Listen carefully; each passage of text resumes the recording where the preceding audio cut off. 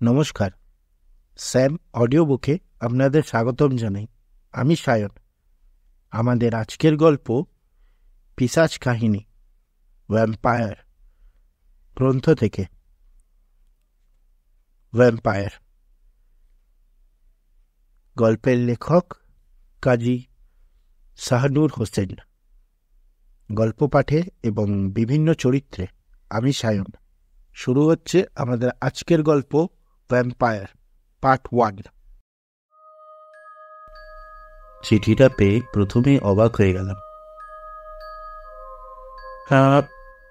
আশফাকের সঙ্গে যোগাযোগ নেই বছর কয়েক তো হবেই। শুনেছি কুসুমপুরে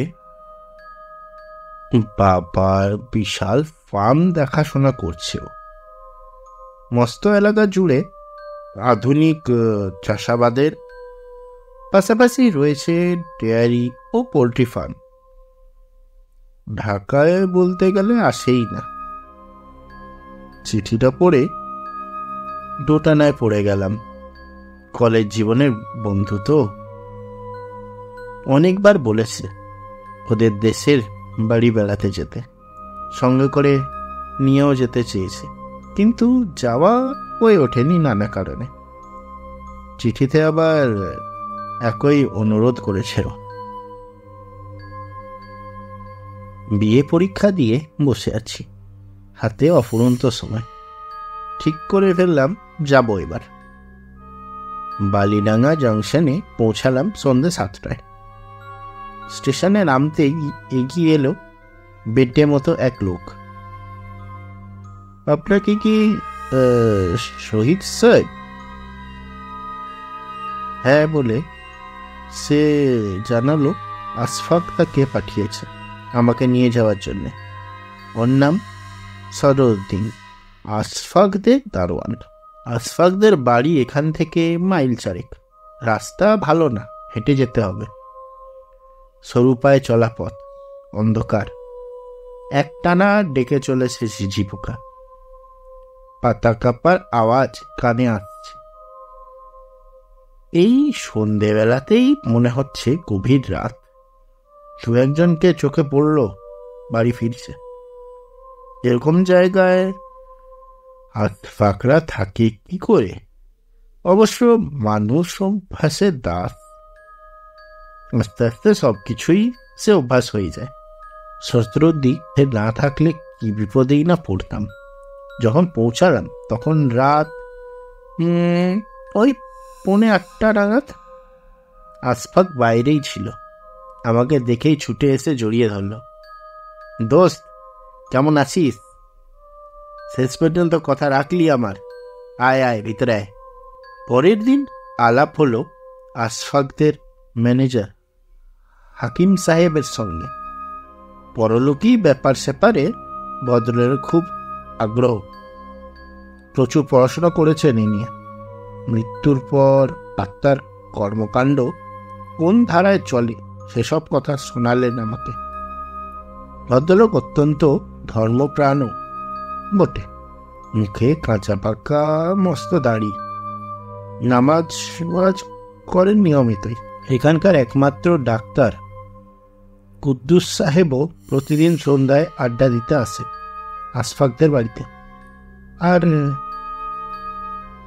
কোনোখান থেকে কল এলেই ছুট লাগান সেদিকে।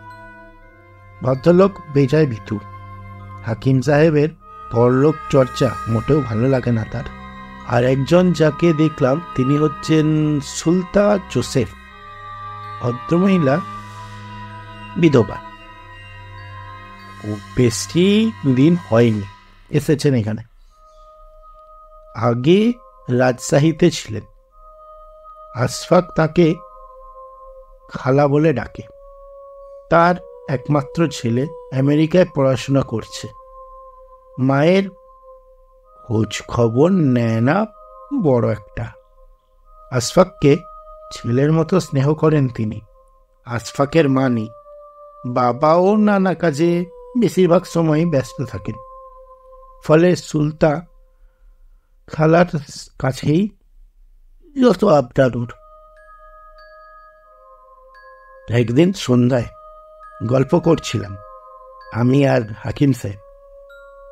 কথা হচ্ছিল পৃথিবীতে সত্যি ভূত প্রেতের অস্তিত্ব আছে কি না সেই নিয়ে।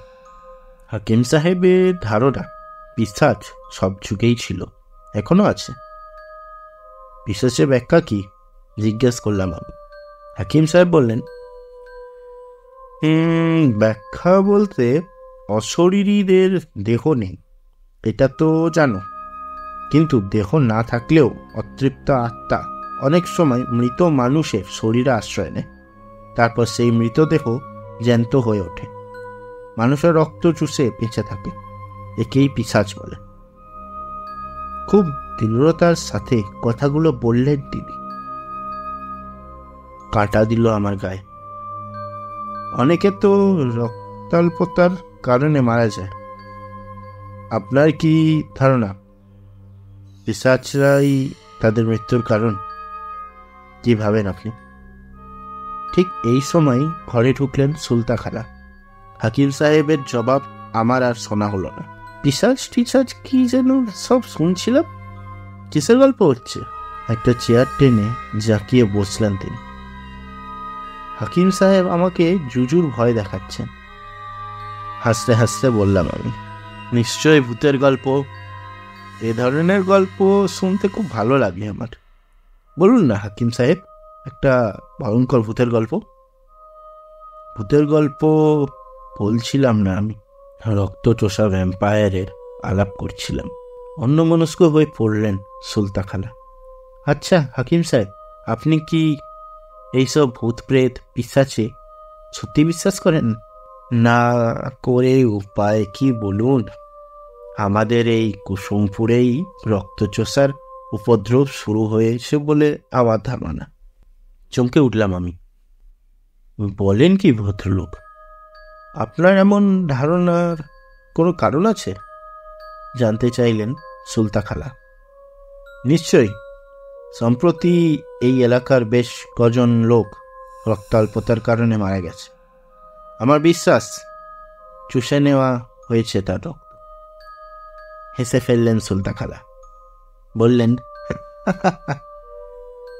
এক কাজ করুন, বন্দি করে ফেলুন এই ভ্যাম্পায়ারকে, দেখে জীবন সার্থক করি। দরকার হলে তাই করতে হবে, গম্ভীর মুখে বললেন হাকিম সাহেব। পরদিন যথারীতি আমাদের আড্ডা বসছে সন্ধেবেলায়। কিছুক্ষণ পরেই উঠে পড়লেন কুদ্দুস সাহেব। রোগী দেখতে যেতে হবে। জানা গেল রোগী হচ্ছে সুলতা খালার বাসার কাছের ছেলে মকবুল। সে রক্তাল্পতা অর্থাৎ অ্যানিমিয়া রোগে ভুগছে। কুসুমপুরে এই রোগের খুব বাড়াবাড়ি লক্ষ্য করছি। ব্যাপারটা কি জানতে চাইলেন হাকিম সাহেব। আমিও অবাক হয়ে গেছি, বুঝতে পারছি না কিছুই, বললেন কুদ্দুস সাহেব। চেয়ার ছেড়ে উঠে দাঁড়ালেন হাকিম সাহেব। ডাক্তার সাহেব চলুন, আমরাও আপনার সাথে যাব। সুলতা খালার বাসায় পৌঁছাতে 4-5 মিনিট লাগলো। বাসার একপাশে কাজের লোকদের ঘর। আমরা সবাই গেলাম সেখানে। একটা চৌকিতে শুয়ে আছে মকবুল। মুখটা ফ্যাকাশে, রক্তশূন্য, চোখে মুখে তীব্র আতঙ্কের ছাপ। এক নজরেই বুঝলাম ওর চোখে মুখে মৃত্যু ভয়। দেখে মনে হচ্ছে যেন সে বেঁচে নেই। ম্লান মুখে তার পাশে বসে রয়েছে কেরামত, এ বাড়ির মালিক। কুদ্দুস সাহেব পরীক্ষা করে নিচু গলায় আমাদের বললেন, বাঁচার চান্স খুব কম, আজকেও হয়ে যেতে পারে। এক ময়লা চাদর গায়ে দিয়ে শুয়ে রয়েছে মকবুল, কাঁধ পর্যন্ত ঢাকা। হাকিম সাহেব তার পাশে গিয়ে বললেন, চাদরটা সরিয়ে তীক্ষ্ণ দৃষ্টিতে কি যেন দেখলেন। হাকিম সাহেব তার পাশে গিয়ে বসলেন। চাদরটা সরিয়ে তীক্ষ্ণ দৃষ্টিতে কি যেন দেখলেন। মকবুলের গলায় কাছটায় আঙুল দেখিয়ে জিজ্ঞেস করলেন, ডাক্তার সাহেব এইটা কিসের দাগ? ক্ষত চিহ্ন বলেই তো মনে হচ্ছে, পোকামাকড়ের কামড়ের দাগ নয়। যা নোংরা ঘর, হতেও পারে না, আমারও কিছু নেই। চিহ্নটা পরীক্ষা করে বললেন কুদ্দুস সাহেব। মকবুলের দেখাশোনা করছে কে? জিজ্ঞেস করলেন হাকিম সাহেব। বেগম সাহেব। তানি মকবুলের নিজের পোলার লাহান ভালোবাসে। রাইত জায়গা পোলাডারে দেখশন করে। গদগদ হয়ে বলল, কেরামত। রোগীর ভালো মতো সেবা যত্ন হওয়া দরকার। হঠাৎ বলে বুঝলেন হাকিম সাহেব, আমি ওকে আমার বাসায় নিয়ে যেতে চাই। আমার ধারণা তাহলে বেঁচে যাবে। হাকিম সাহেবের এমন ধারণার কারণ কি আমি ভেবে পেলাম না। রোগীর দরকার সে কোনো জায়গায়, যে কোনো জায়গায়, সেটা ঠিকভাবে হলেই তো হলো। তাছাড়া সুলতা খালা সেবা যত্ন কম কিছু করছে না। কিন্তু হাকিম সাহেবের ওই একই কথা, ওকে আমার বাসায় নিয়ে যাব। সুলতা খালার সাথে দেখা করে হাকিম সাহেব মকবুলকে নিয়ে যাওয়ার কথা বলতে গেল। আমাদেরকেও সাথে যেতে হলো।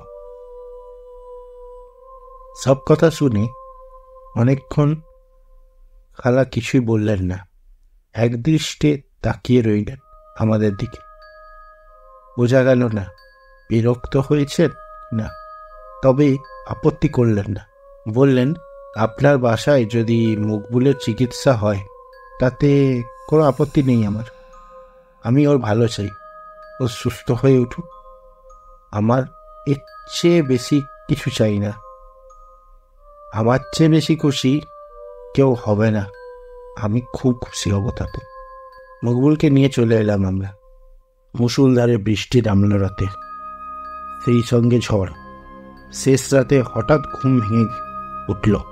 একটানা শব্দ হচ্ছে, ঠক ঠক ঠক ঠক, যেন কেউ দরজায় টোকা দিচ্ছে। এত রাতে আবার কে জানলাতে দিল? ভাবলাম আমরাই শোধার ভুল। কি শুনতে কি শুনেছি? জানলার কাছে বৃষ্টির ছাট এসে লাগছে, তারই শব্দ বোধ হয়। সশব্দে বাজ পড়ল কাছে কোথাও। কিন্তু ওই তো আবার শুরু হয়েছে শব্দটা। এবার আর ভুল শুনিনি। ধর্মড়িয়ে উঠে বসলাম বিছানায়। সত্যি কেউ জানলায় টোকা দিচ্ছে, কিন্তু ঘরে ঢুকতে চাইলে দরজার কড়া নড়লেই হয়, জানলায় টোকা কেন? অচেনা জায়গা বলে সঙ্গে করে ঢাকা থেকে টর্চ নিয়ে এসেছি। ওটা রয়েছে বালিশের পাশেই। টর্চটা তুলে নিয়ে জানলায় লক্ষ্য করে সুইচ টিপলাম। টর্চের তীব্র আলোতে দেখলাম জানলার বাইরে দাঁড়িয়ে রয়েছে কে একজন। দুই হাত আর মুখ জানলার সাথে লাগিয়ে রেখেছে, যেন ভেতরটা দেখতে চায়। মাথায় এলোমেলো লম্বা কালো চুল। আলো পড়তেই দেখতে পেলাম তার চোখ জোড়া, চলছে ধকধক করে। ক্রুদ্ধ, ভয় ঠান্ডা হয়ে এলো হাত পা। বেশ কিছুটা মেকে গেছে জানলার দুটো শিক। ভাঙার চেষ্টা করছিল। মূর্তিটাকে দেখতে পেলাম না আর। ধরাস ধরাস লাফাচ্ছে হৃৎপিণ্ডটা, বুক ফেটে বেরিয়ে আসবে যেন। যতগুলো দোয়া দরুদ জানি খাটে বসে সবগুলো পড়তে শুরু করলাম। অনেকখানি সাহস ফিরে পেলাম। আবার উঠে গিয়ে বন্ধ করে দিয়ে এলাম জানলাটা। শুয়ে পড়লাম আবার। চোখে ঘুম নেই। মিনিট 15 পর আবার ঠক ঠক। এবার উল্টো দিক থেকে আসছে।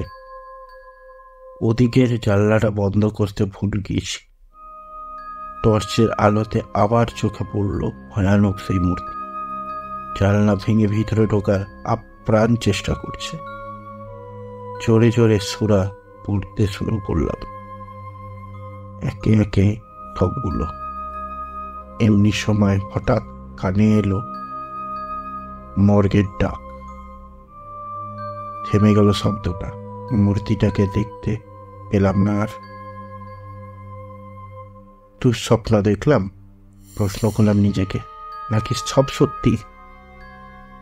আর ঘুমাতে পারলাম না। জেগে বসে রইলাম বাকি রাতটুকু।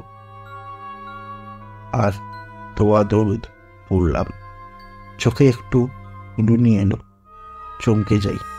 শুধু মনে হয় যে কোনো সময় হুড়মুড়িয়ে ঘরে ঢুকে পড়বে বুঝি ওই মূর্তিটা।